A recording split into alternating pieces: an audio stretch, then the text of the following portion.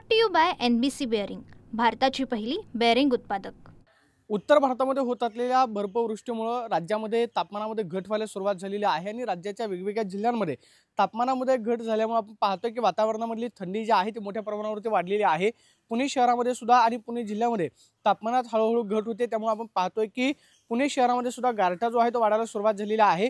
सकाळच्या सत्रामध्ये व्यायामासाठी बाहेर पडणारे आपण पाहतोय की पुणेकर जे आहेत ते उबदार त्याचबरोबर गरम कपडे घालून घराबाहेर पडताना पाहायला मिळतात।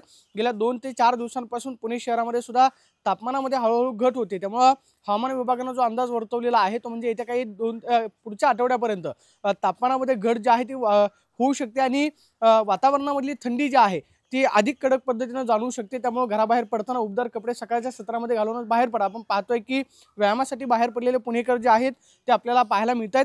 पुणे शहरामध्ये आता हळूहळू थंडी जी आहे ती वाढायला सुरुवात झालेली आहे।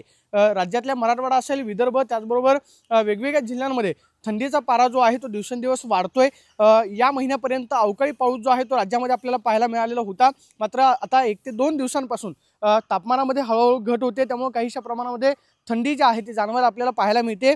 आपण पाहतोय की सकाळच्या सत्रामध्ये पुणेकर जे आहेत ते थंडीमध्ये व्यायाम करताना पाहायला मिळतात, मात्र आज तापमानामध्ये अशीच घट जर पाहायला मिळाली तर मग मात्र थंडीचा जोर जो आहे तो वाढू शकतो आणि उत्तर भारतातल्या तापमानामध्ये होत असलेल्या घटीमुळे आपण पाहतोय की त्याचा परिणाम जो आहे तो राज्यामध्ये पाहायला मिळतोय।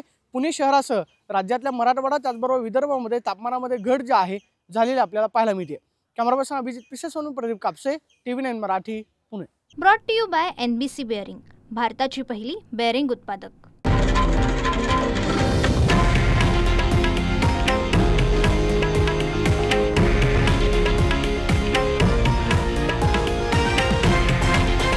हे आहे देशातील नंबर 1 न्यूज नेटवर्क आणि आपण पाहत आहात TV9 मराठी, एकमेव।